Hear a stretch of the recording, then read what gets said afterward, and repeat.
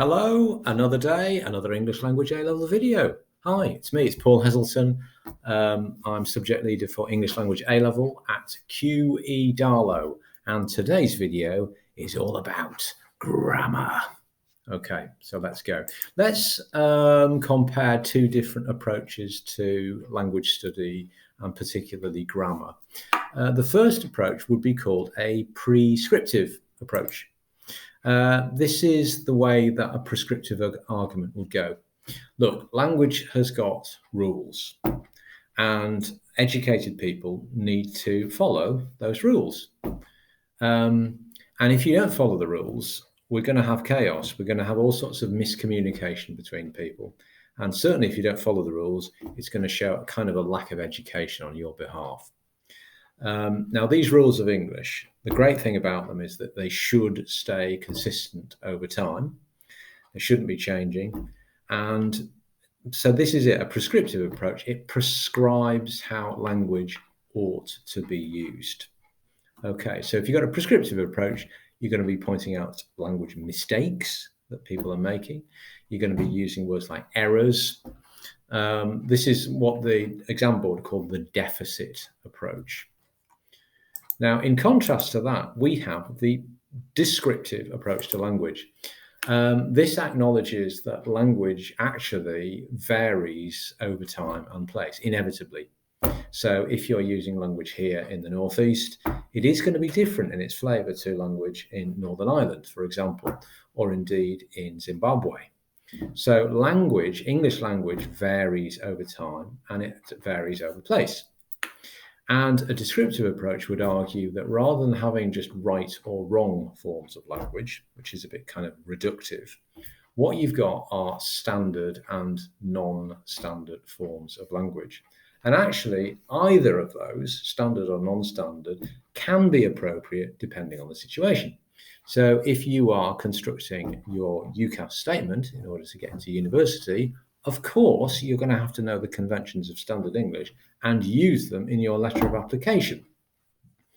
On the other hand, when you are constructing some kind of message on WhatsApp, for example, to a mate of yours, it may well be much more appropriate to be using a non-standard form because it may be much more efficient use of language. So a descriptive approach says that either form may be appropriate and depending on the situation. And they would also argue that one form of English is actually not linguistically superior to any other form of English, that we have standard English and we have non-standard English, but that doesn't mean to say that standard English is necessarily linguistically superior. It just so happens that through history, standard English has acquired a kind of status. So you can go way back to the end of the medieval period, the end of the Middle English period, and look at people like the early printers like William Caxton, who decides, right, which form of English am I going to be using? Am I going to use Northumbrian English to write my books in? Am I going to be using Mercian English from the middle of England? Or am I going to be using the so-called East Midlands dialect, which is the dialect form that was spoken in London, in Oxford and Cambridge, the seats of learning, and in that rich agricultural belt in the middle of England. And wisely, I suppose, he went for the East Midlands dialect to be writing a lot of his books in. And so over time, this has acquired the notion of being standard English in the same way as Parisian French has a certain kind of status and prestige. So the point is that a linguist would say that one form of English is not actually linguistically superior to any other form of English. It's just that standard English is a dialect with status. So a descriptive approach describes how people use language in different ways according to context. So they're not concerned so much with labeling language as being right or wrong, but they're interested in how and why people are using language in varied kind of ways and how the context plays a part on that. Now here on English Language A-level, we certainly encourage you to be adopting a descriptive approach. And indeed, in your exams, if you apply what's called a deficit model, which means applying a prescriptive approach, then the examiner will certainly kind of mark you down, or at least not reward you for linguistic knowledge. Okay, so be a descriptivist on English Language A-level. Now, we need to think about what do we mean by non-standard grammar. And on my slideshow, there is a really amusing little 2-minute advertisement called Grammar Police, which you ought to be playing. And your job would be to identify how many non-standard uses of grammar can you spot.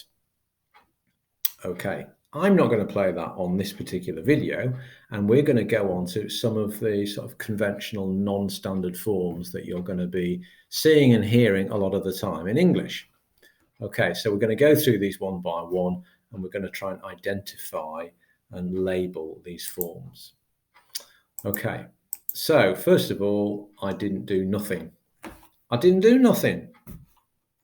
Now, this is a classic double negative.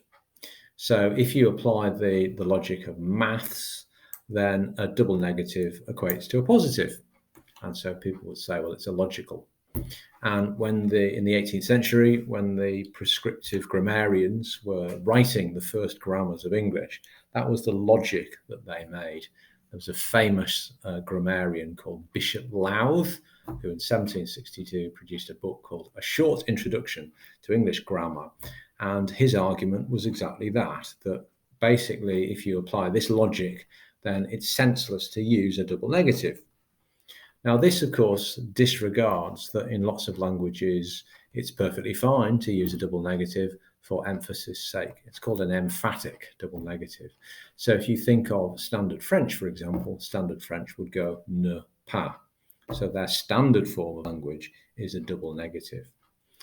Okay, but it's the sort of thing that people use all the time. And as I say, it's usually for emphatic usage. Next one. Me and my sister went to Croatia, sort of thing that you hear people saying all of the time. Now, what's non-standard about that? You might want to pause the video and have a think. Well, it's to do with this thing here. It's to do with the pronoun usage. So it just happens that in standard English, I is a subject pronoun and me is an object pronoun. So if in this sentence, me and my sister, those are the subjects of the sentence, i.e. those are the people who are doing the verb. And therefore, my sister and I would be considered the standard form to use. Okay, so it's a non-standard pronoun usage there. Next one.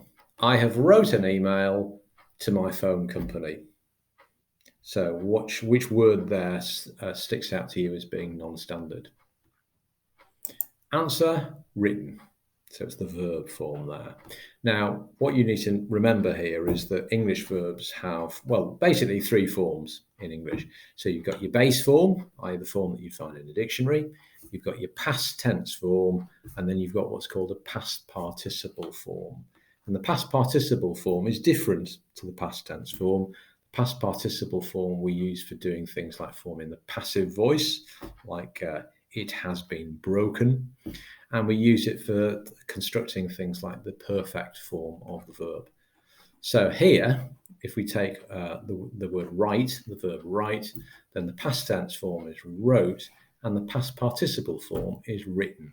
So the verb usage here is non-standard, because, if I just make that a bit small, in standard English, the verb in this sentence should take the past participle form, written, rather than the past tense form, wrote. Okay, next one. She were only joking. She were only joking. So what stands out there as being non-standard? And what you should be looking at there is this thing here. This is the primary auxiliary verb to be. So in standard English, the form of the verb alters according to the person, whether it's first person, second person, or third person. So this one here, because it's she at the beginning, which is a third person subject pronoun, in this sentence, the third person past tense form of the verb in standard English would take the form was. Okay, so it's a non-standard primary auxiliary form. Next one. Where are yous two going? Now, if you've seen my previous video about pronouns, you'll know about this one, and you really need to be focusing on this here. So you is a second person pronoun. And it just happens that in standard English, we don't put an S inflection on the second person pronoun because in English, we don't differentiate grammatically between singular and plural. And the point that we made in a previous video is that actually that's a good example of the non-standard form of English being more precise than the standard form. And therefore, we can't always argue that using non-standard forms of English is sloppy and lazy. It's exactly the opposite here because you're adding actually something extra to the word. Next one, the boat was 50 foot long. Now, many of you are probably looking at it and thinking, well, there's nothing non-standard about that at all. The boat was 50 foot long. It's the sort of thing that most of us would say most of the time. I suppose what you need to draw attention to is that in standard English, we change the form of the noun when it's pluralized.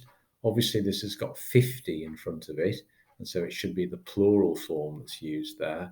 And so in standard English, we would say feet. Okay, but how many of us say, oh, he's 6 feet tall rather than he's 6 foot tall? So it's a good example of how the non-standard form is actually much more common than the standard form. The end was real disappointing. What strikes you as non-standard there? It's probably this word here, although if you're American, maybe that doesn't strike you as being non-standard at all. In standard British English, real is an adjective and really is an adverb. So in this sentence, real is describing the adjective disappointing and is therefore an adverb. And so the standard British English form would be the ending was really disappointing. But I'm making a point there of saying British because, American forms and other forms around the world, this would be a completely standard form. And what about this one? Pass them books to me. Anything strike you as being non-standard there? Well, it's this word here. It's them. So in standard English, them is actually a third person plural object pronoun. Like, have you seen them? Like that. So in this sentence, them is actually being used as a determiner. It's been stuck before the books in order to demonstrate which books that we're talking about. So in standard English, this would read as pass those books to me. Okay, so those are some of the most common forms of non-standard English that you're going to come across in people's writing and people's speaking. Let's now think about some statements to do with grammar. And I'm going to go through each of these, and when we've got to the end, maybe you want to be writing down some of your thoughts on each one. And you want to be thinking, do I totally agree?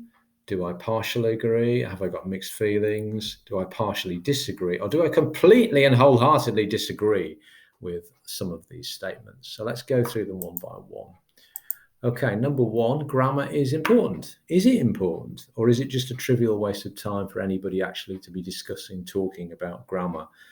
After all, quite a lot of time in schools is taken up with the pursuit of grammar. So is it important that that is done? Number two, non-standard grammar is more a feature of everyday speech. Do you think it's the case that when people are speaking with each other, because that's a spontaneous and ephemeral process, and therefore you're much more likely to be using non-standard grammar, but when you're actually writing, then you're going to be writing more in standard English? Maybe you're thinking about so-called blended mode texts, those kind of hybrid texts where people are communicating with each other electronically on their mobiles. That's a written form of speech. To what extent is the messages on Instagram, for example, or Snapchat, are they more likely to be in standard English or non-standard English?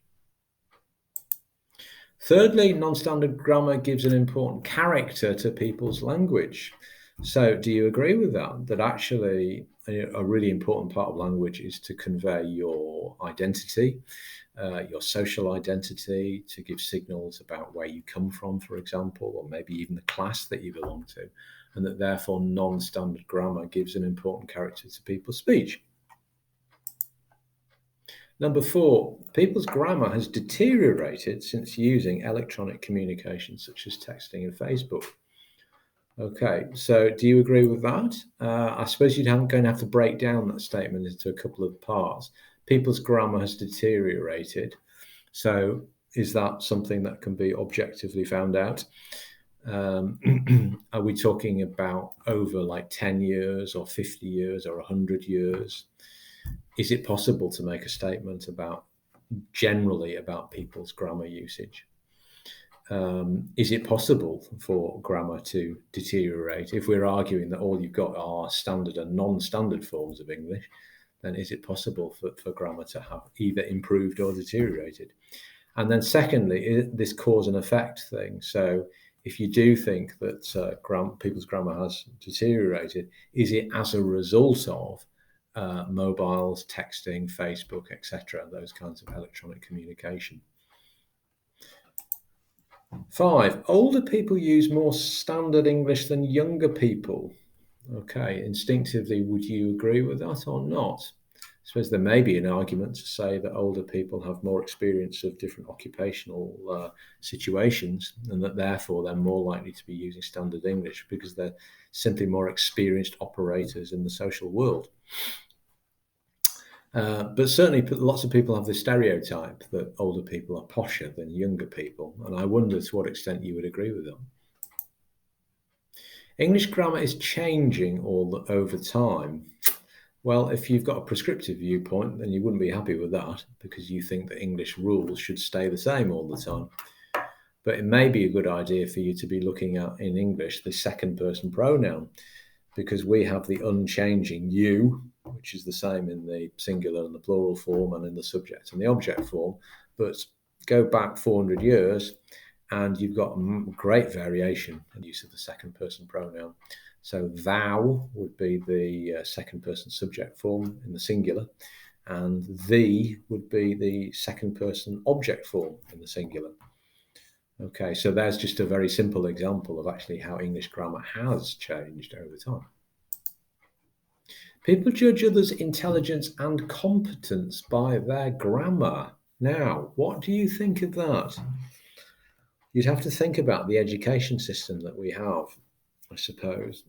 You could argue, I suppose, that the whole education system is built around the idea that your intelligence and competence is being judged by other people, and that when you do things like, I don't know, year 6 SAT tests, with its idea of, you must speak and write, or certainly write in standard English, then it very much judges people's intelligence and competence by their grammar. Maybe you disagree. Have a think. And then last, but by no means least, children at primary school should be taught more grammar. What do you think? Maybe you've come on this course and you've realised that you've got great big gaps in your basic knowledge about language, and you're thinking, if only I'd been taught properly at primary school, a bit more grammar, I wouldn't have these problems now. Maybe you feel that there is too much grammar that's being taught at primary school, that it actually puts you off being creative in the way that you approach English tasks. Okay, so these are all fundamental issues about English, and what I'd say to you is, as the course goes on, thinking about paper 2, which is called Language Discourses, you're going to have lots of discussion points on these sorts of subjects, and you're going to be looking at journalistic articles in which people are putting forward viewpoints about things like grammar, and you need to be able to deconstruct the arguments and ultimately put together your own argument yourself, because in paper 2, section B, you become a journalist and you write your own opinion article upon a linguistic topic. Okay, so I think that's all that we need to cover today on this kind of introduction to grammar, and I hope that that's been in some way quite useful to you. Thank you.